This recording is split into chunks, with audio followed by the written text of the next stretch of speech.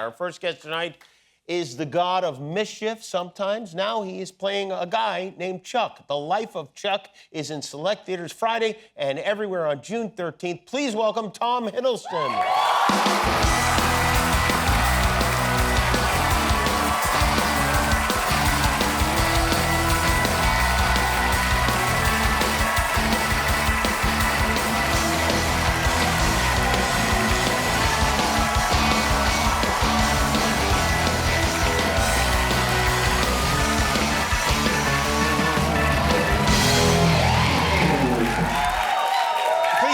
You're so polite, it's delaying the show.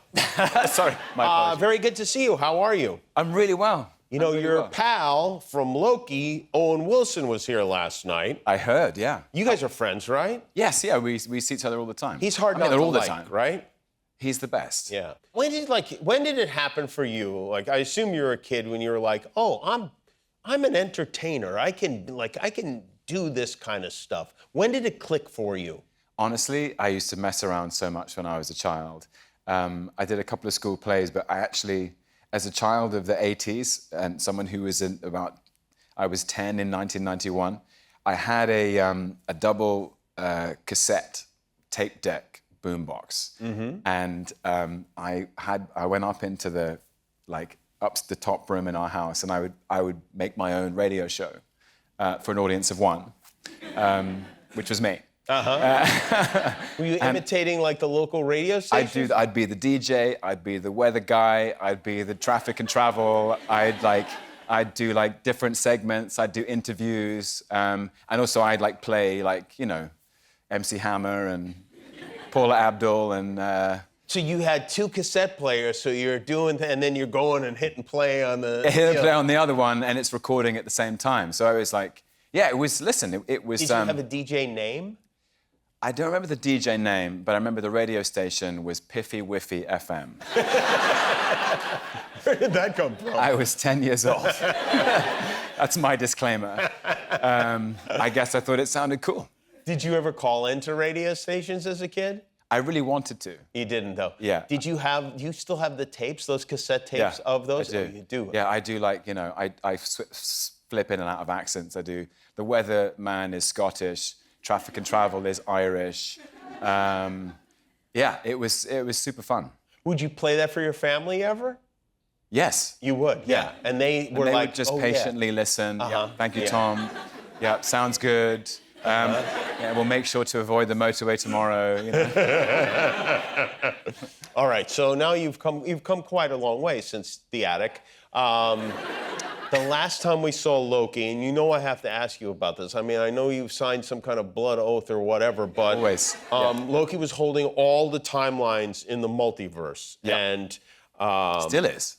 Still is. Okay, all right, that's something. I mean, we haven't seen him do anything different. Is this going to be a major part of Avengers Doomsday? You see, this is where I run out of rope, Jimmy. Uh-huh. Mm-hmm. We always do this dance, you and me. Mm-hmm, mm-hmm. I know, nobody ever answers. I don't even know why I ask anymore. I really don't. I mean, there's something, I don't know what they're threatening you guys with. I can exclusively tell you that I will be there. You will be there. That's good. Hey, that's something. Because it is something, and I'll tell you why. Because the cast of Thunderbolts was here, and they were too scared to say they were going to be in the movie, even though Marvel had already publicly confirmed they had, yeah. that they were in the movie. I know. Do you still have to have these conversations with them, or do they just kind of trust that you're going to keep quiet as far as the... Well, I didn't even know they were going to... There was the big thing they released of all the names on the back of the chairs. They didn't tell you before? I didn't know. I was like, oh, I guess I'm in the movie.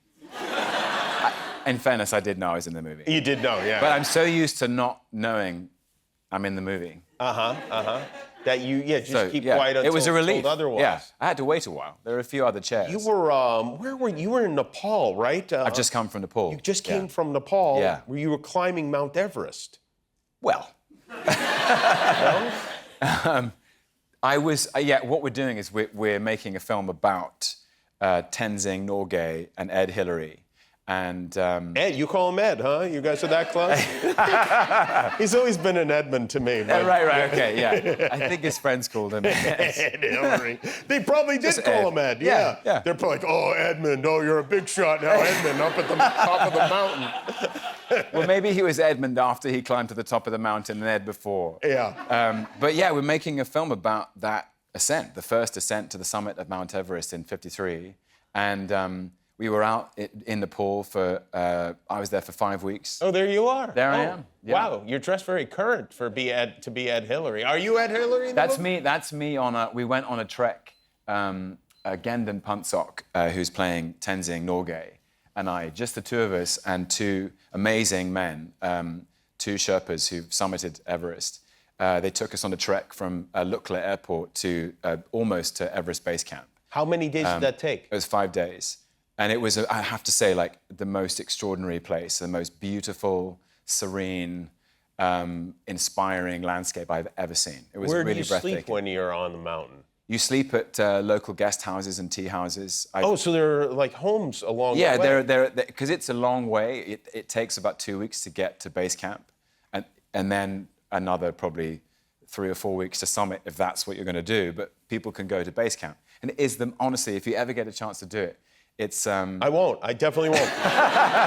I won't. I mean, I know that's for a different type of people. Right. Because you have to train for something like that, right? Yeah. Well, I don't do that. Yeah. Okay. Yeah, no, yeah. I get tired. Okay. Fast. It's a lot of walking. It's it's a lot. It's a big leg day every day. What'd you do to train for that?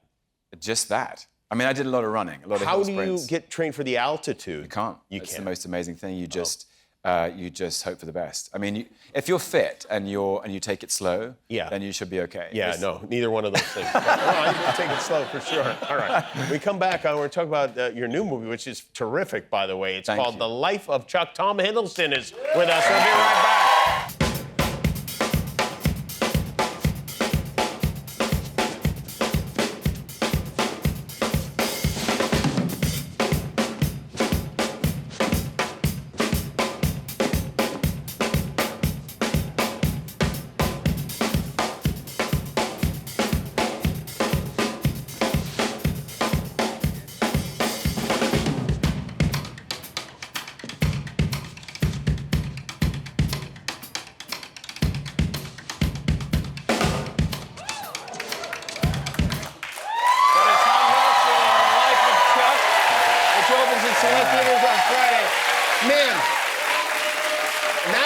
That's just a small portion of that dance scene. Yeah. This is a really, I found it to be a very enjoyable film to watch. It's based on a Stephen King novella. Yes, that's right. And did you know how to moonwalk going into this? I did not.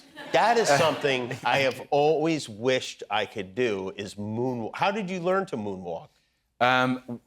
With great dedication and sort of like anxiety. It's specified specifically in the novella. Like so I play Chuck, and you meet Chuck, and he seems for all the world like a mild-mannered accountant, Mr. Businessman dressed in a business suit with the business briefcase on his way to the business conference, staying at the business hotel. And in that moment, it's a great surprise because you think you know who this guy is, and he sets down his briefcase to the beat of the drums by this busking drummer. And he finds himself just spontaneously dancing. And she doesn't expect it, and he doesn't expect it. And it's this explosion of joy and freedom and spontaneity. And you learn that he was this great dancer at middle school, and his grandmother taught him how to dance, and it was a real part of his heart and his life. Anyway, in the book, Stephen King goes that it's sort of, it completely surprises the drummer that he just unbuttons his jacket and moonwalks across the sidewalk.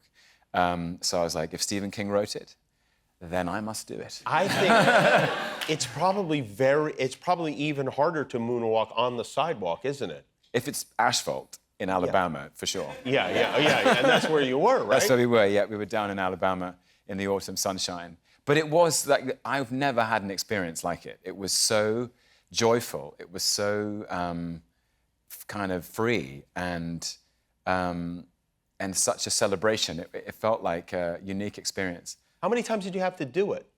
I lost count, but we did it for 4 days straight. Oh, wow. Yeah. We went through a few of those blue shirts. Yeah, right. Yeah, I would imagine. Yeah. Keep getting mopped off. But I was so proud of myself. I by the end of the week, I had burned holes in the soles of my shoes. Wow. For real? Yeah, for real. That... And now Mike Flanagan has them. He loves collecting memorabilia from movies. And somewhere next to like the Wilson volleyball from Castaway, he's got my shoes with the holes in the middle.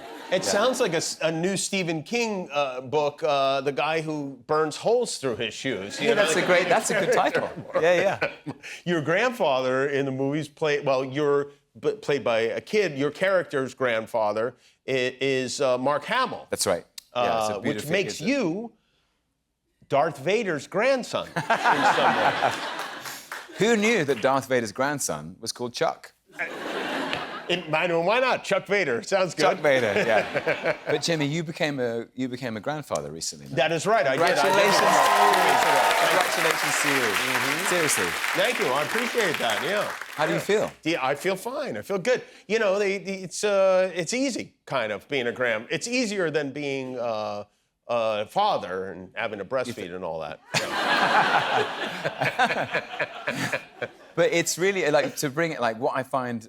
Knowing this now, like I saw the film again last night. We had our premiere here in Los Angeles, and Mark, by the way, gives the most tender and touching performance, and as Albie, as Chuck's grandfather. And what the film is about is that there's so much love and wisdom that Chuck carries from his grandfather in his heart for the rest of his life.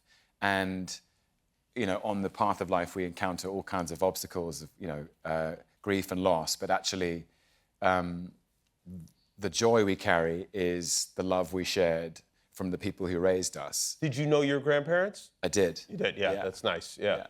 You liked them? They were the best. Yeah. Which was the best one? Do you feel in competition with the other grandparents? There's definitely a ranking in my head. You're obviously... No, that's not my decision to make. That is my granddaughter's decision to make. But trust me, I will do all I can to be numero uno. Okay. I got to tell... So, well, my maternal grandfather, my mother's dad, used to take me swimming in the ocean, and I never forgot that. And he was so brave and so free out there. And my dad's dad... my paternal grandfather, every time we met until his last days, when I said goodbye, he would give me a packet of mint imperials and a £5 note. And it was just so like sweet. No matter how fleeting, he would just give me these mints. As an adult, he would still give you money? Or was this just as a kid? Yeah. He'd still give you money? Yeah, it was just his way of saying, I'm looking out for you. I got your back. My dad's dad did something even sweeter than that, I think. He taught me to shoplift. I mean, I could have all the mints and all the £5 notes. It's like you teach a man to fish. It's really a 2-for-1. It's a sort of a 2-for-1 scenario there. Tom Hiddleston, everybody. The Life of Chuck. Opens at select theaters Friday and everywhere the following Friday. Thank you, Tom. We'll be back with Jenny Slate. Guillermo, do you know how many subscribers we have on YouTube now? 20 million. That's right. Yeah, that's why we're wearing these glasses. Thanks for being a subscriber. If you're not, help us get to 20,000,001.